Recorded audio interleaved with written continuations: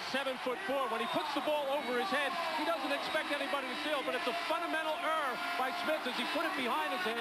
The lightning-quick hands of Michael Jordan to strip it and finish the play off at the other end. Reggie Miller thought about stepping up and trying to take the charge. It looked like Michael was ready to jump over him if he had it. As we said starting this third quarter, Marvin, Michael realizes things are just not very smooth at the offensive end in their half-court sets, so they got to make it happen at the defensive end. 12-point Indiana lead. Let's go over to Ahmad Rashad. All right, Marv, thanks. I talked to Michael at halftime, and he was telling me that he indeed had butterflies when the game started, but he was trying to adjust himself to the pace of the game. That's pretty much took him out of it physically. He also said the offense was out of sync because you have to realize he hadn't played with these players quite in a long time. He was trying to familiarize himself with the players on the floor. Marv? All right, Ahmad, and that is a goaltending call, so Jordan gets credit, and he has hit double figures.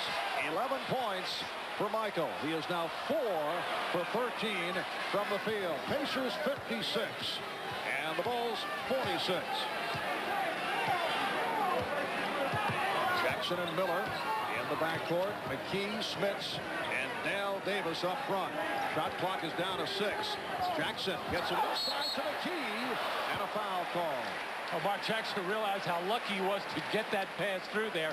He threw it. He almost wanted to pull it back as Scottie Pippen was in the lane, but he had his back turned. That ball able to snake through to Derek McKee, who's been a little bit more aggressive offensively, as Michael Jordan is saying to Scottie, keep your eye on the ball. You would have had a steal, partner. Foul was called on Wennington. The Bulls, to this point, getting very little out of the center positions. Purdue is 0 for 3. Wennington has not taken a shot. Longley 0 for 2. And Tony Kukoc, only 1 for 5 from the field, has not played in this third quarter. Corey Blunt starting the third. Here's Will Purdue. It will count, and the foul.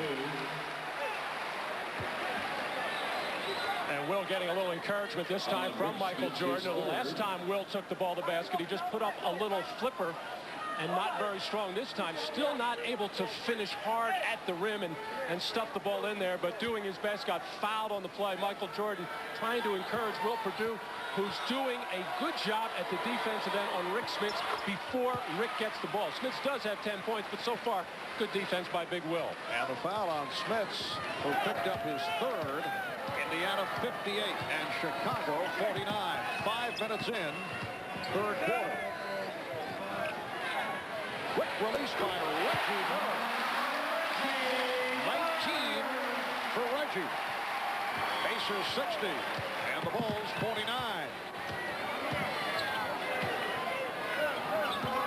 Wennington setting the pick. Jordan sweeping by but went off the back rim. Recovered by Dale Davis as Rick Smits hit the deck.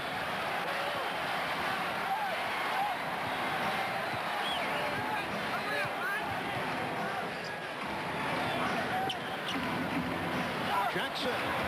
Yes. Well, the Pacers responding to the double team as Mark Jackson was wide open. Jackson with the steal. Jackson behind the back, and he will start it all over again. Good job by the point guard, Mark Jackson, exploring the fast break, not there. The knowledgeable Indiana fans appreciating that kind of small nuance in half-court basketball. Fast break not there, pull it back out, set something up. Got clock down to 3. McKee. Indiana with a 15-point lead. Derek McKee with 14 points.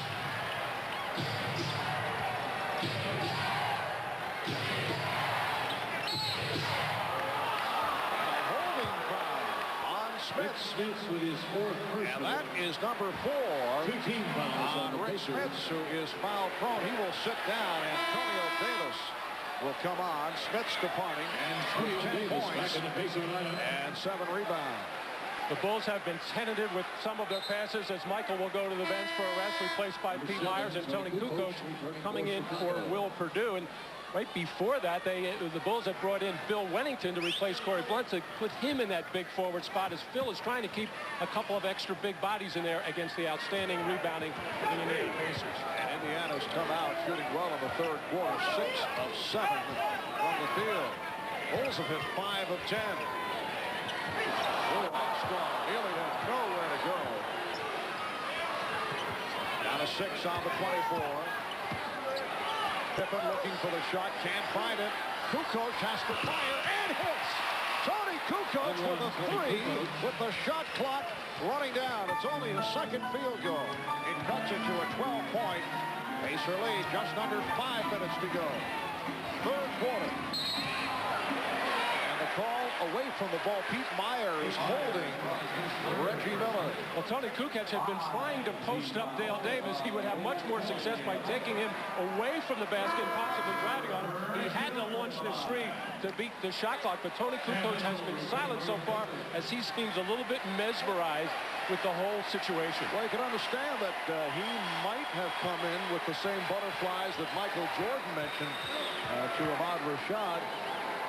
Michael Jordan has talk of the emotional response of Tony Kukoc when Tony had signed with the Bulls, felt that he was going to join a Chicago team that had Michael Jordan as his teammate, and then Jordan announced his retirement, and Michael said he couldn't believe how emotional Kukoc reacted. He was so disappointed that he had wanted to play with Michael. So these are big moments for the second-year player out of Croatia. And some of his comments over the last couple of weeks where he did not want to get his hopes up because he did not want to possibly get disappointed again if Michael had made the other decision.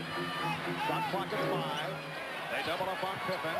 Kukoc checking the clock, gets it off. And it's an air ball, so a 24-second violation.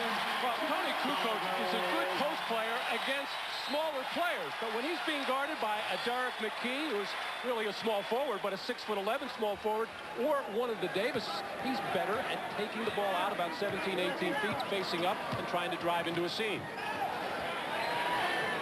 Reggie Miller isolated against Pete Myers. Myers got picked off. Miller not able to hit the 3. Indiana responding, getting back. Pippen. Yes, nice move by Scottie Pippen, although the Pacers were able to get back. Chicago was trying to break, and then Pippen cut it to a 12-point Indiana advantage. Jackson, the one-time New York Knick, one-time Los Angeles Clippers, had a solid game. They double up on McKee. Mitchell. Sam Mitchell extends to a 14-point lead. Now McKee is a tough cover for Scottie Pippen inside. He has a little bit of a height advantage, can shoot over, and that's why the double team came. And McKee smartly got the ball outside to the open Mitchell. Armstrong beating Jackson with the dribble, and it's Whittington with the slam. Bill does that about 4 or 5 times a year.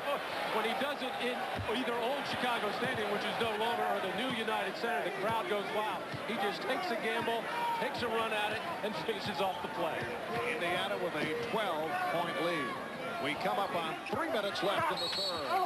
Strong move by Antonio Davis, who also paid for it, and he was fouled. Took a shot in the head. Well, a running start by Phil Whittington out from about the right elbow area, guessing just right, and the ball coming right off the rim, right where he is able to finish and tomahawk it through. Whittington called for the foul, sending Davis to the line. A hand for Reggie Miller sitting down. He'll get a rest, leads with 21 points. Antonio Davis at the free throw line. In his second year out of Texas, El Paso, a second-round draft pick back in 1990. Played in Europe for 3 years, in Italy and Greece, before signing on with Indiana. Michael Jordan now returning. So Michael's certainly getting the playing time. Opened up with 9 minutes in the first quarter. Saw considerable action in the second. 19 minutes in all for the half. 28 minutes thus far for Jordan. Beginning to show some signs. Doing it off the dribble here against Byron Scott. Faced the double team. Got it out to Myers. Pete Myers. Pacers 69. The Bulls 58. It actually turned into a little bit of a triple team, which really opened up the lane for Myers, who made a nice move going to his left. Now Jordan defensively facing Fleming. Fleming and Scott now in the backcourt. Last touch by Pippen with 11 on the 24. And a timeout being called by